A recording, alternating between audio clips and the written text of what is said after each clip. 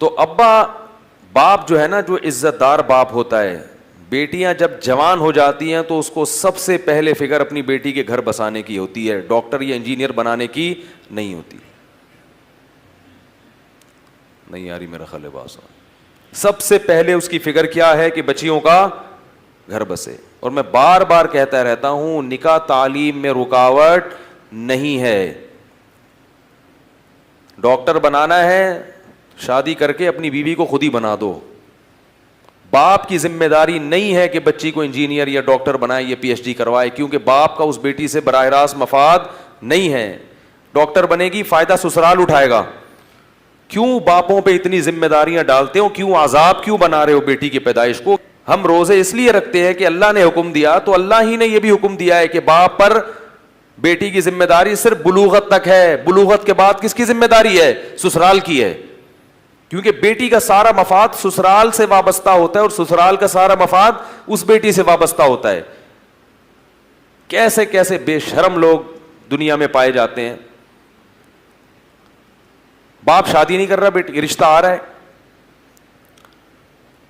وہ نکاح نہیں کر رہا. کیوں؟ اس لیے نہیں کر رہا کہ بچی ابھی میڈیکل کالج میں پڑھ رہی ہے. تو میں نے کہا کہ میڈیکل کالج میں پڑھنے کی فیسیں آپ بھر رہے ہو, بچی کو رخصت کر دو, سسرال کے ذمہ ڈال دو کہ ہماری بچی کے MBBS کے 2 سال رہ گئے, کیونکہ فائدہ تمہیں کو ہوگا, یہ 2 سال تم کراؤ گے, ہم نہیں کرائیں گے. سسرال اتنا بے غیرت اور بے شرم ہوتا ہے, ابھی گالیاں دینے پر میرے دل چاہ رہا ہے خادم حسین کو بلاؤں گا میں اسپیشل اس کام کے لیے. اتنے بے شرم ہے نا یہ داماد آج کا, اس زمانے کا, جو داماد اور بے غیرت میں کوئی فرق نہیں ہوتا. سارے بے شرم بے غیرت پتہ نہیں ہمارے ملک میں کیوں پیدا ہو گئے ہیں. شرم نہیں آتی کہ تم کسی کی باپ پر ذمہ داری ڈال رہے ہو کہ تمہاری بیوی کو وہ پڑھائے, فائدہ تم اٹھاؤ گے, تو تم خرچ کرنے کے لیے کیوں آمادہ نہیں ہوتے؟ تم بولو رخصت کرو, ہم اس کو باقی تو 2 سال MBBS کے وہ میں مکمل کراؤں گا, میری بیوی ہے. لیکن نہ ساس اس کے لیے تیار ہوگی اور نہ سسر. تو اس کا عذاب یہ آتا ہے کہ جب دوسرے کی ذمہ داری اٹھانے کے لیے تیار نہیں, تو اللہ تمہاری اولاد کو عذاب بنا دیتا ہے تمہارے لیے کہ بھگتو.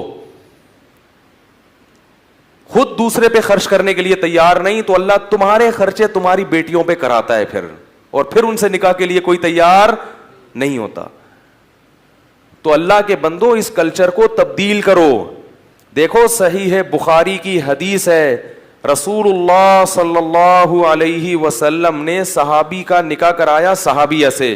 کس بات پر؟ کہ تمہیں جتنا قرآن یاد ہے تم اس کو بھی سکھا دینا.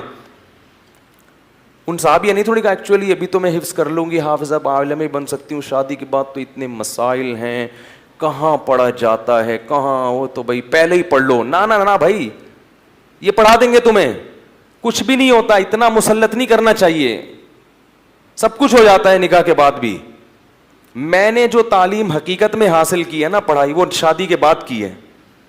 شادی سے پہلے تو ہم بھی, وہ ایک گٹر کا ڈھکن تھا ہمارے محلے میں, وہاں جا کے بیٹھ جاتے تھے, سارے ہمارے چھڑے چھاٹ اپنے غم آ کے شیئر کرتے تھے وہاں بیٹھ کے. صحیح ہے, کچھ بھی نہیں ہوتا, 10 بچے ہوں 12 بچے ہوں, کچھ بھی نہیں. ان چیزوں کو ہم نے مسلط کر لیا ہے.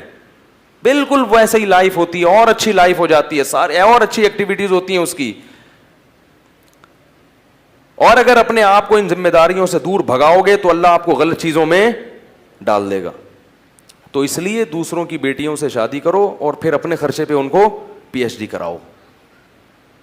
نہیں آ رہی میرا خیال ہے بات سمجھ میں؟ کیا کرو اپنے خرچے پہ؟ یہ نہیں کہا کرو ہمیں ڈاکٹر چاہیے, نہ ہم ایسے بے شرم نہیں ہے کہ کسی کے باپ کی کمائی ہم کھائیں, ہم ڈاکٹر بنائیں گے. بہت مشکل ہے یار.